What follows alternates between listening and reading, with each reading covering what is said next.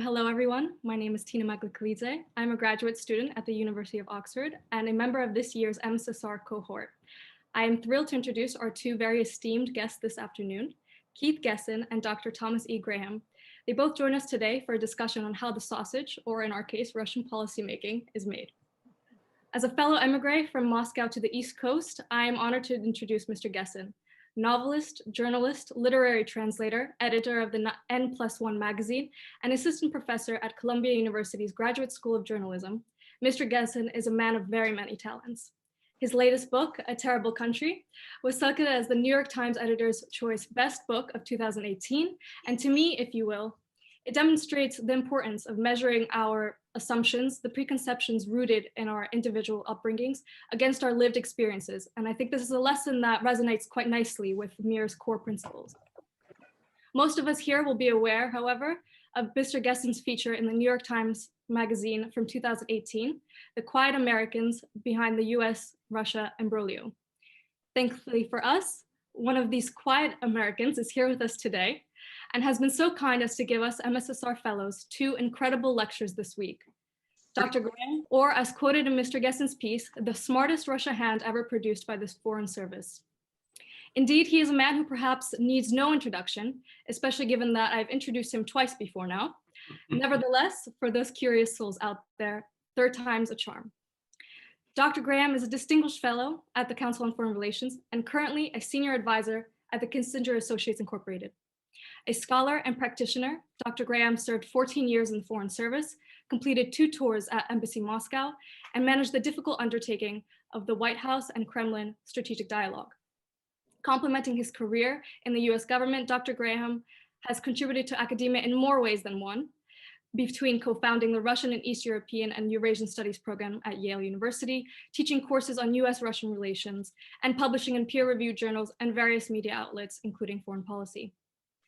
And so before I steal too much of Mr. Gessen's thunder for his upcoming interview, I will stop here and just ask that everyone give our two guests a very warm virtual welcome. Thank you very much.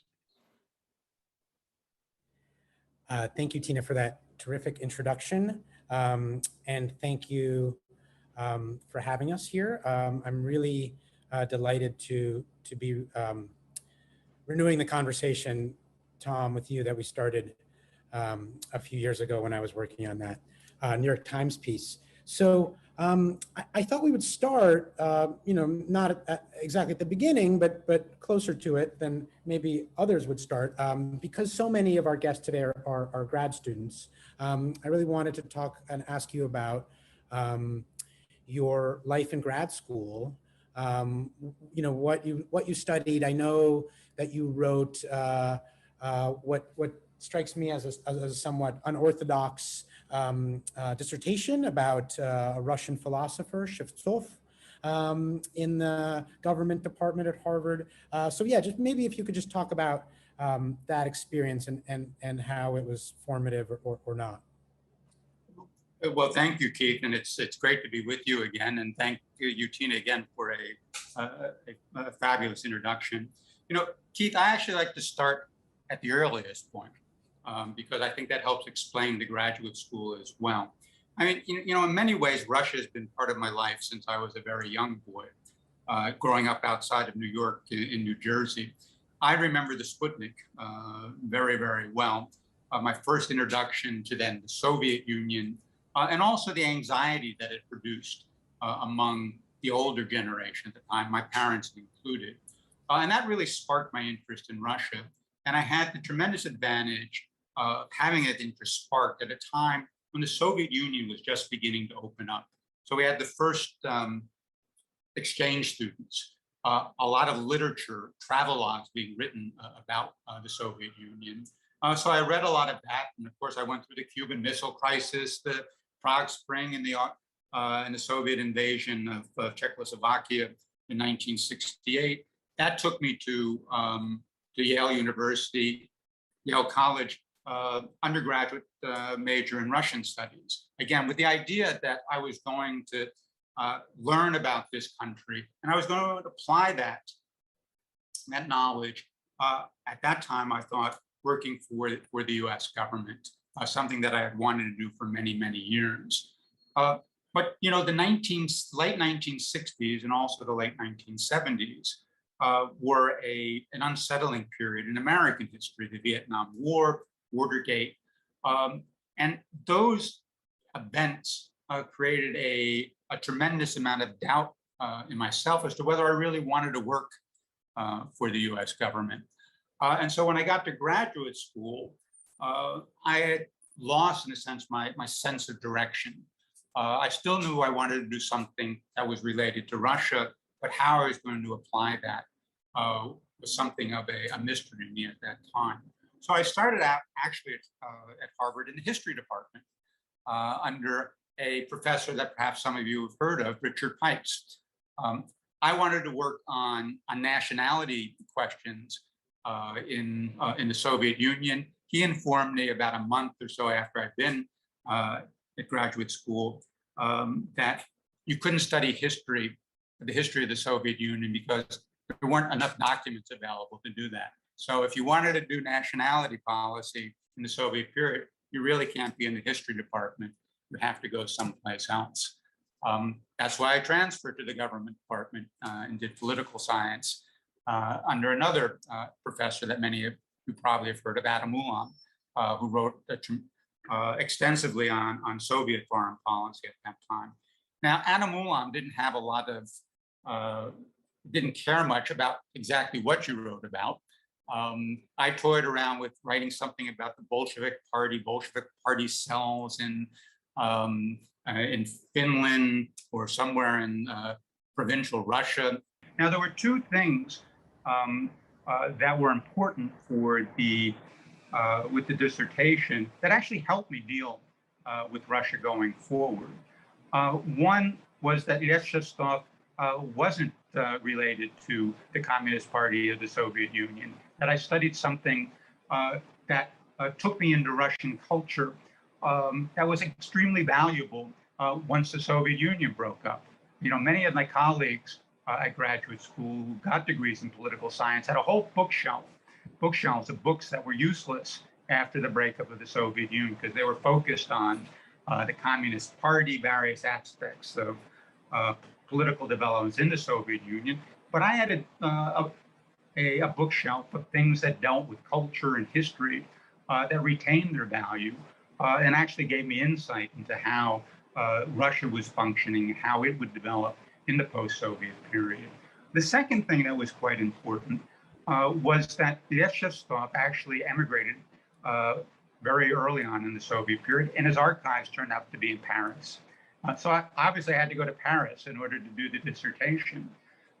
That helped me get integrated into a white Russian community in Paris at that point.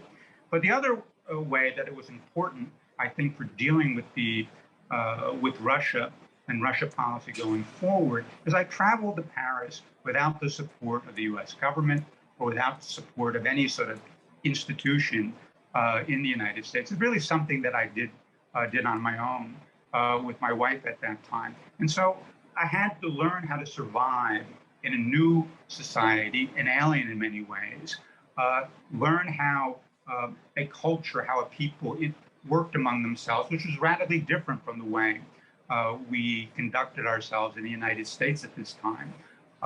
This was a time when English was a dirty language if you tried to speak it in Paris. So you had to, and I had very little French when I arrived, so I had to learn a little French, had to learn how to integrate. But it opened up my perspective to other people's point of views. It sort of sparked my curiosity in how other societies function. And this became very valuable when I finally did arrive in Russia several years later. It came with no preconceived notions. I didn't bring with it a lot of American baggage about how Russia should operate, what you should think about the country, but came with a more open mind, trying to understand from a Russian perspective what the challenges were, how their society functioned, and so forth. So in an unanticipated way, the graduate school experience became very important for laying foundation for understanding Russia, but it actually very little to do with the academic work I did at Russia, is the way of going about gathering the information, a way of thinking about yourself in relation to the rest of the world. That was the most important thing that I learned during my graduate school years. So that's great. Thank you. One thing I read this morning, the terrific article that was on our reading list for today that you did with Dmitry Trenin in Survival. And one thing in the beginning struck me was this idea that countries have their kind of essence, which manifests itself in different ways at different times, but is pretty consistent. And I thought, well, what about people, right? People also kind of have their essence, and yet, we are malleable. We change our minds about things. So kind of thinking about your perspective on Russia, to be sure, it's a kind of, I think the kind of qualities that you just described of being open-minded, of non-judgmental, trying to look at it from the Russian perspective is very clear in your writing and your approach. But there is also a kind of historical account of Russia as being somewhat unchanging. Certainly something that one would get from the works of Richard Pipes, for example, but not some other historians that have a slightly different kind of approach to Russia. So where does that view of Russia come from? Is that from Pipes, or where would you kind of locate the origins of that perspective in your thinking? Well, I actually think the origins of that perspective is not Pipes. It's another Harvard professor. It's Edward Kennan. One of the works that had a tremendous influence on the way I think about Russia is an essay he wrote in the middle of the 1970s called Muscovite Political Folkways, which I think starts out from a very good question.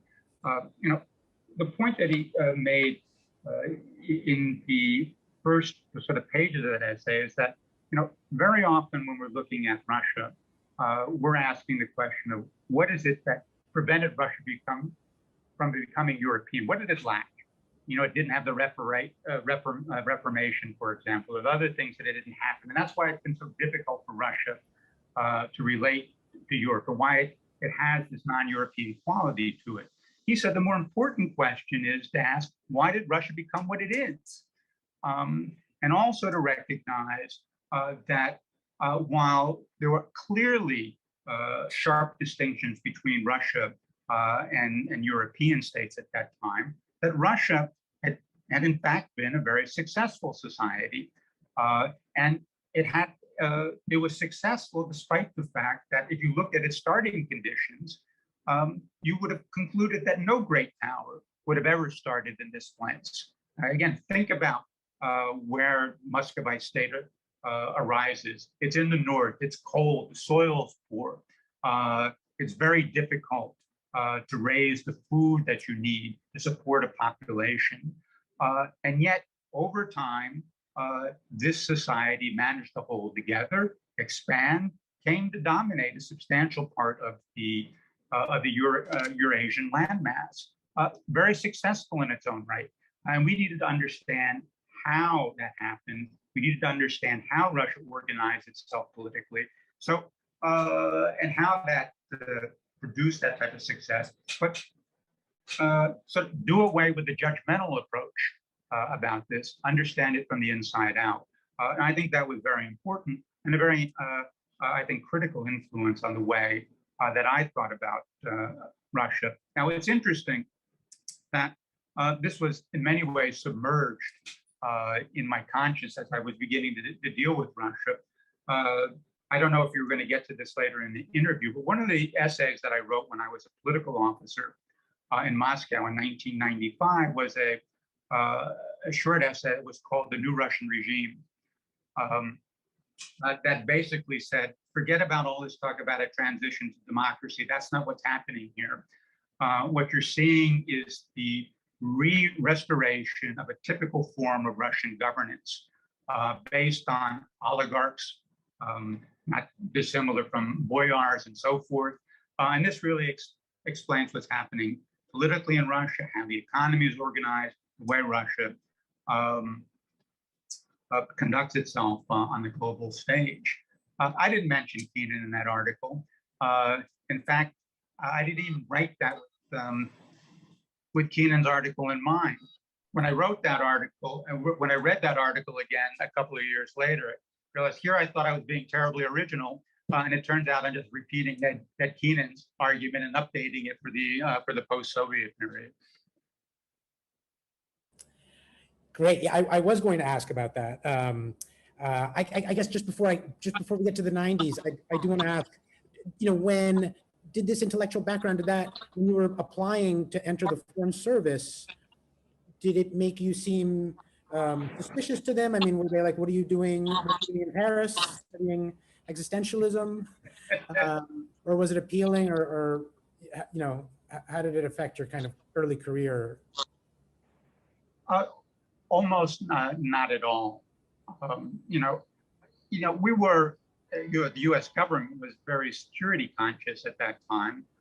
Nevertheless, having actually had some experience abroad, demonstrating a capability to survive on your own abroad without all the supports of the U.S. government was a plus, I think, in the minds of the Foreign Service. The problem was more in the security clearance process. It takes a little longer to track down all the information they need if you've been living abroad. Even more so if you, in fact, have dealt with Russians, and some of them, not only Russians, but Soviet citizens.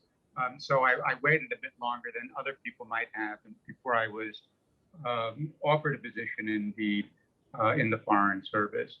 But in any event, I think the U.S. government saw it as a plus at that time. Great. So yeah, let's get to the 90s. You are at this point, you were the chief political officer at the embassy.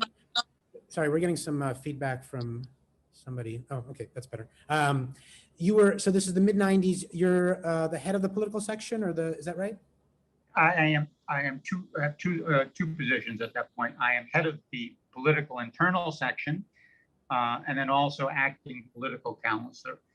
So two different sets of responsibilities, two different focal points. I always thought of myself more as the head of the political internal unit. Got it. And which is the unit that sort of reports on internal Russian politics. Right, domestic affairs, domestic politics.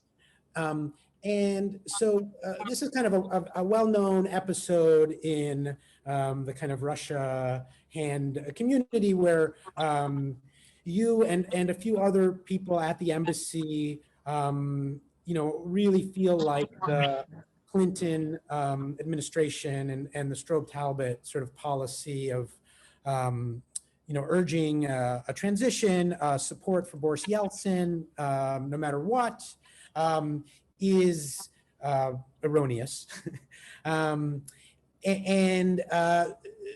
understanding is that you wrote this sort of internally, and then you also published an essay in Nezavisomaya Gazeta. Could you talk a little bit just about your thought process around that? Whether that was risky for your career, and why you felt like, just kind of your thinking at that time. Well, it wasn't risky for my career, in part because I always thought that I would continue in the Foreign Services for as long as I thought I could be helpful in working on Russia, and I was prepared to walk away from the Foreign Service at any point. In fact, I did walk away from the Foreign Service when I left Moscow in 1998. So, having the sense that you can walk away from something is actually very liberating, which means you can actually say what you think. I had another advantage when I was in Moscow as well, and that is the political internal unit really did focus on domestic politics in Russia. We were one of the few, if not the only, unit in the U.S. Embassy at that point that didn't have a specific responsibility for implementing U.S. policy towards Russia. So there was an entire economic section, for example, that was supposed to be helping Russia make the transition to a free market economy. There were people who dealt with palm mill issues were supposed to help Russians implement civilian control over the military and so forth. And so they had, in a sense, when they reported on Russia, they had a conflict of interest. You know, if your promotion depends on your ability to carry through on your responsibilities, well, if you're an economic officer, you're not going to write back to Washington and, you know, forget this free market transition. It's not going to work here. There are all sorts of problems. We're not making much progress at all. Your natural tendency is to play up the positive. Yes, it's difficult out there, but we've managed to do this, and we think we're moving in the right direction. Political internal section didn't have that. So we were the one element in the embassy that, in a sense, could speak truth to power. You know, I pushed my colleagues out of the embassy as much as possible, but to dealing with Russians in various, in a variety of positions across the political spectrum. I myself spent the vast majority of my time outside of the embassy, working my contacts who were in the presidential administration, the Duma, among the oligarchs, newspaper editors. I also had the advantage that my wife was the chief cultural attaché at the embassy at that time. So I had access to theater directors, you know, the directors of art museums and so forth. So it's really a microcosm of Russian society in Moscow. And then we supplemented that with travel out to the regions. So we've got to talk to people that many Western journalists didn't talk to, other people in the embassy didn't talk to. And I think we had a better feel for what was going on happening on the ground and what the implications of that were for this democratic free market transition that the administration was pursuing at that time. And we could see all the difficulties, all the challenges, and fairly early on came to the conclusion that this is not really the direction in which the country is moving. It's going to be much more authoritarian, even under Yeltsin, than people had anticipated, and that this is going to be a problem for us going forward. And that's the reporting that we passed on back to Washington. Now, I don't think I paid a penalty for that at all. The article that I published did create a row in Washington, although it was authorized for publication. The problem was that it was authorized at a fairly low level, that the people who did the authorization didn't think that they should send it up to the higher level of the government, perhaps because they didn't think it would cause a stir. But it did lead to a protest on the part of the Russian government to the United States government. It produced a line in a letter from President Yeltsin to President Clinton, disapproving of the first secretary at the American embassy who was writing these things about Russia. The impact that it had in Russia and on my career was actually quite different. I went through 2 or 3 weeks concerned that I would either be recalled by the US government or PNG'd by the Russian government. Neither one of those things happened. And then, much to my surprise, it opened up a whole different set of contacts for me in Russia, in part because there were individuals who thought that here's an American who actually understands what's going on. Perhaps it's worth talking to him. And that article was my entree to talking to people like Berezovsky at that time, Kuczynski, many of the other oligarchs. I still maintain my contacts in the presidential administration, would actually ask me my opinion about what I thought was happening in Russia. So it opened up a whole different sort of dimension of political reporting in Russia, which I think at the end of the day, certain people back in Washington appreciated. And thank you. Great. We all kind of, we all live with the, we all, I thinking, people who work on Russia, that we all think of, we're going to write the one article or the one book that is going to fundamentally alter the course of American policy toward Russia, right? And the long telegram, of course, is Kennan's long telegram is the kind of model for this. And of course, we know it's more complicated than that he just wrote this thing and it turned the ship of state. But we do have this example where something, where this kind of somebody really thinking through what is happening on the ground can at least in some way alter the direction of what the U.S. government is doing. Did you have that hope at this time? And like, what exactly would that hope have been? I mean, what did you want the U.S. government to do differently? At that point, it was, I think the hope was that it would back away from, I think, the rhetoric about this transition to democracy and making that the foundation for claiming that our foreign policy was being a success. I come from a different school of thought. I've always thought that we should, what foreign policy should be about is advancing our interests. I think in many ways, in geopolitical terms, there are a lot of things that the administration was pursuing in terms of control of nuclear weapons in Russia, for example, ensuring the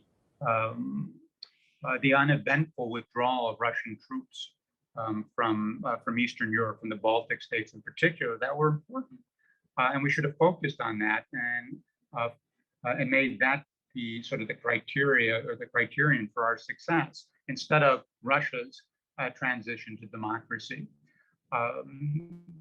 which clearly wasn't, to my mind, wasn't happening. I think a lot of people agreed with Mark and came back to bite the administration a few years later after the collapse of the ruble in 1998. The arrival of Mr. at that time, you could no longer make the argument that Russia was making this transition. And with that, the whole US policy towards Russia falls apart and becomes a target for sharp criticism in the United States. So I thought that if we could have a more realistic assessment of what was happening, phrase our foreign policy rhetoric along those lines, that we would have been able to sustain a policy towards Russia much more effectively. And now the other thing that was important to me is that we all knew that our reporting out of Moscow was not only read by people at the State Department, it's also read by people throughout the intelligence community. And what we wanted to do was to provide information that we hoped that they could integrate into their analysis. And so we will be working on influencing the U.S. government from two directions: the policymaking element of the U.S. government, from the intelligence community inside Washington, and from the embassy in Moscow. And what I did discover was our reporting from Moscow, in fact, lent an aura of credibility to the the intelligence analysts back in Washington, who are also seeing certain things, so that they could say, well, we've got something from the embassy in Moscow talking to Russians with acute observations of what's happening in Russia. Therefore, we can write about this in a way we couldn't without that type of information. So, my sense is that the impact I had was less dramatic on the policy side, but I do think it had a significant impact on the analytical work that the intelligence community was doing, and did shift some of the paradigms that they employed when they wrote about Russia for the policymakers elsewhere in the U.S. government. Great, and then that kind of leads me to my next question. So, you left the Foreign Service in 1988. Then you came back, and then I think you were at Carnegie for a few years, and then you came back into the National Security Council staff under the George W. Bush administration.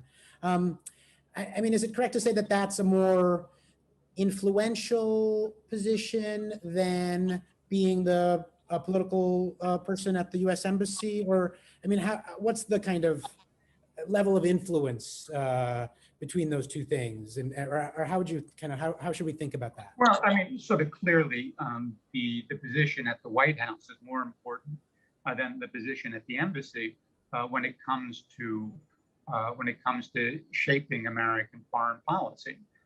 You're directly in the policymaking process, and indeed, one of the jobs that I had as the senior director for Russia on the National Security Council staff was coordinating the interagency process on formulating policy towards Russia. Now, the influence of the National Security Council staff depends ultimately on the president and the extent to which the president is the dominant and seen as the dominant figure in the policymaking community. There was clearly no question about that during the Clinton administration. So a national security officer in an interagency meeting could say something along the line, well, President Clinton wants this, that, and the other thing. And our job is actually to implement that policy. I think it would be fair to say that George W. Bush did not enjoy that same type of reputation within his own administration, which did complicate the policymaking process and did make my life more difficult.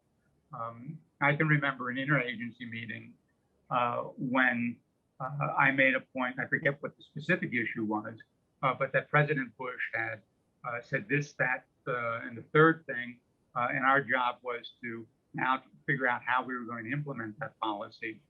And the representative from the Department of Defense spoke up and said something along the lines of, well, I know that's what the president said, but this is what the Department of Defense thinks. And it's somewhat different from what the president wants to say.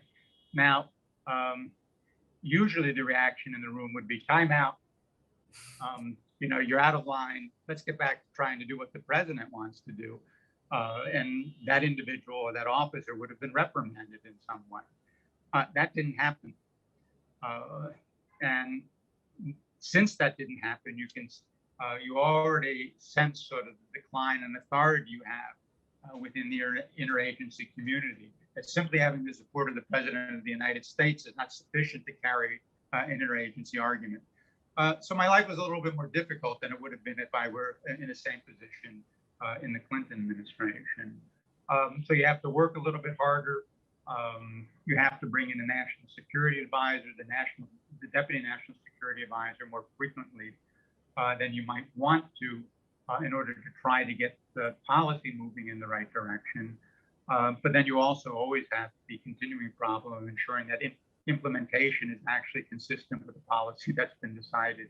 I think you can make an argument that the policy within the Bush administration was a little less coherent with regard to Russia than I would have wanted it to be.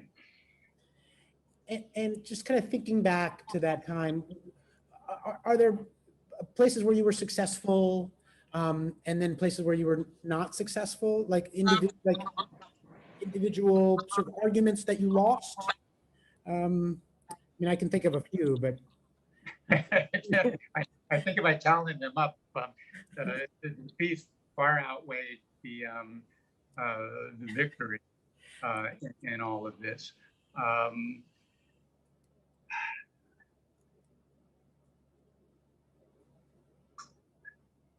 Again, my approach was very much focused on dealing with the Russia, as I like to say, as it is, not trying to change Russia, realizing that it's not a democratic society or not a democratic political system, that it's unlikely to become a democratic political system. And many of our efforts to try to push it in that direction actually were counterproductive and led to a tightening of the screws. I always prefer to work more quietly when issues like that arose. There are other people that wanted to be more vocal about that. I think the president himself wanted to be less vocal about that, certainly in the initial years of his first term because he was focused on the war on terrorism at that point and wanted Russia to be an ally and didn't want to upset that by being too critical of what was happening domestically in Russia. Certainly not in public, although he would raise these issues in private with Putin at that time. The change came in 2004 when President Bush developed what he called the Freedom Agenda. Now, it's interesting. The Freedom Agenda was really focused on the terrorist threat. This is how we're going to deal with Al Qaeda. This is how we're going to deal with Al Qaeda affiliates by promoting democracy in those areas where Al Qaeda is thriving. But some people very cleverly turned the Freedom Agenda into the foundation of the administration's policy overall. And so the question was to President Bush, well, Freedom Agenda. So are you going to raise this with Putin now? How are you going to deal with Russia? Because clearly it is not following the path towards the expansion of freedom in the world. And that became an issue when President Bush met Putin in Bratislava very early in his second term in 2005, and did mark I think, a significant turn in the way we dealt with Russia, and also began the process of a continuing deterioration in relations between our two countries that led to Putin's outbreak in Munich in 2007. If you remember that a famous or infamous speech, depending on your point of view, that castigated the United States for pursuing a unipolar policy, for neglecting Russia's interest and basically treating it as a vassal. So I think we made some progress in our relationship with Russia in the first 1 or 2 years, but from 2004, 2005 onward, it was clearly a deteriorating relationship. And just to kind of go a little deeper on that kind of debate, like, so the U.S. rolls out the Freedom Agenda, and then is there a conversation, and between whom, about Russia's inclusion in that agenda? And you say, let's keep Russia out of it. I mean, what does that debate look like, and how is it adjudicated? Well, you'd have this debate in the interagency process. One of the things that I tried to do in late 2004 and 2005 was to get the interagency to agree on an overall policy framework for Russia. And so, I was obviously supporting one position on that. I think I can say with a great deal of confidence and accuracy that the people at my level at state and at the Defense Department were on the opposite side of the debate, with the argument that we had to make democratic reform, democratic advance, sort of the central part of our foreign policy. There's some discussions at that point as to whether we should recognize the upcoming election in Russia, in which we assume that Putin would be reelected as legitimate, and therefore should we recognize Putin as the legitimate leader of the Russian state, or if it was a flawed democratic election, should we treat him in a different fashion? And so those are the types of debates that we had inside the government at my level. When it came to the elections, I think I won that argument because the president of the United States knew that he had to deal with Putin, and he wasn't going to get much traction with Putin. He says, I can't talk to you because you're not the legitimate representative of the Russian people. I also thought that in some ways it was counterproductive to issue a statement that was critical of the Russian election process. We knew it wasn't going to be free and fair. And undertaking efforts to try to make it free and fair or to put pressure on the Russian government, make it free and fair, we're not going to have the results that we wanted, and will only unnecessarily exacerbate tensions when we didn't need them. So again, it's not that if Russians want a democratic future, that they shouldn't be able to pursue it. But I've always thought that it's inappropriate for the United States to insert itself centrally into that process and try and make a democratization effort look like a foreign intervention in Russian affairs. Democracy that's going to succeed has to be homegrown. I'm a firm believer that you can't export it to other countries, and you certainly can't export American-style democracy around the world. You're always going to run into resistance, and particularly in a country like Russia, which has a proud tradition of its own and believes that it indeed should be a sovereign, independent state that makes its own decisions. And so just to go back to this argument that you're having in the interagency, so you are chairing, you are running that, you're convening meetings, right? And you say the agenda today is these kind of items about, do we acknowledge the election? No, the way it would work is that we would draft a policy paper, right? So here's what we think the policy towards Russia should be,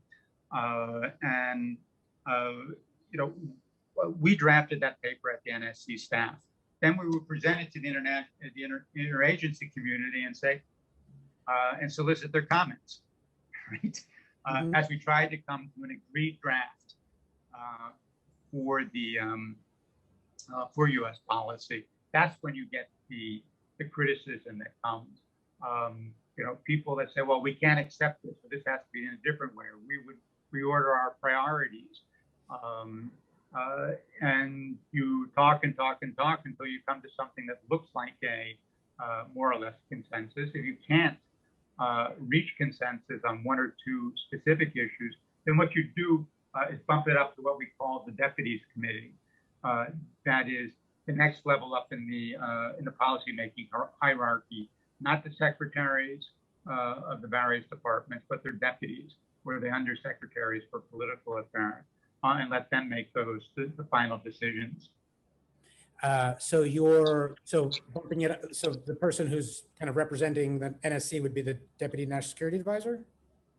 Right, the Deputy Security Advisor, the Deputy Secretary of State, or more often the Undersecretary of State for Political Affairs would do that. And if they can't make decisions, then you bump it up to the principals. And that would be the Secretary of State, the National Security Advisor, the Secretary of Defense, and so forth. And so when you lose a debate in that context, you, Tom, being the senior director for Russia, it goes up to the deputies committee, and Deputy National Security Advisor says, Tom thinks we got to keep Russia out of the freedom agenda. And then the Undersecretary of State says, no, this is really important. And Russia, we need to pressure Russia or whatever. And like, at what point do you what point do you lose that debate? Like, who is it that decides that you lost? Generally you lose at the interagency level, at the initial level, because the deputies only like to debate what they think are central issues in foreign policy of the United States.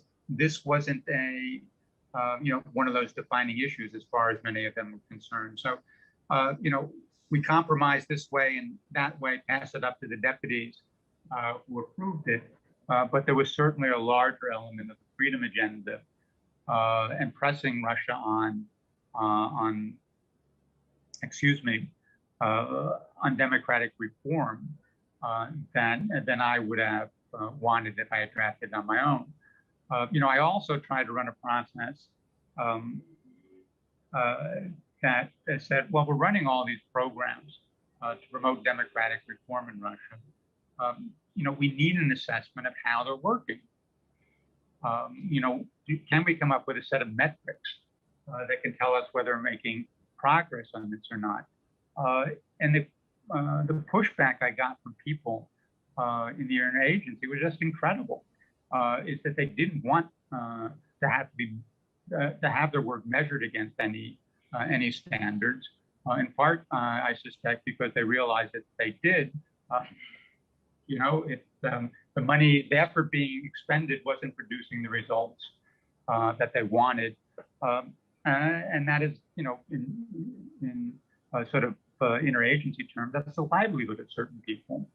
I think I had a little bit more success in at least getting some oversight into those issues, and something that the deputies agreed with, which I think contained what I thought were some of the more damaging aspects of that work. But nevertheless, it still continued. And just a different way of asking a similar question, but like people talk about someone who's very good, he's a great bureaucratic infighter, right? Is that a real thing? Is there other people who are better at this process than others? And what does that mean concretely? Yeah, no, look, I mean, I think that's absolutely true. There are people that are much better at it, and many people that are much better than I am at managing the bureaucracy. Bureaucracy ultimately is about coalition building across agencies.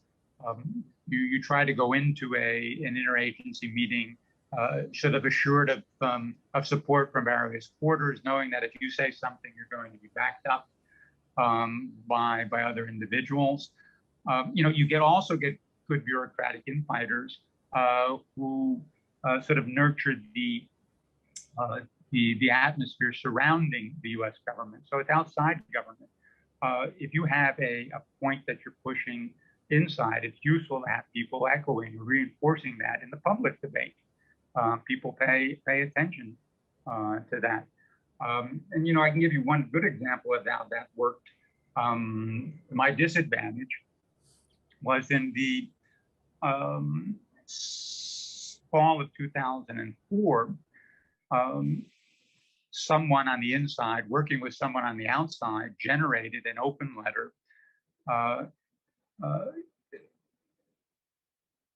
that was signed by prominent figures in Europe and in the United States, arguing that the United States had to press Russia harder on democratic reform than the Bush administration had.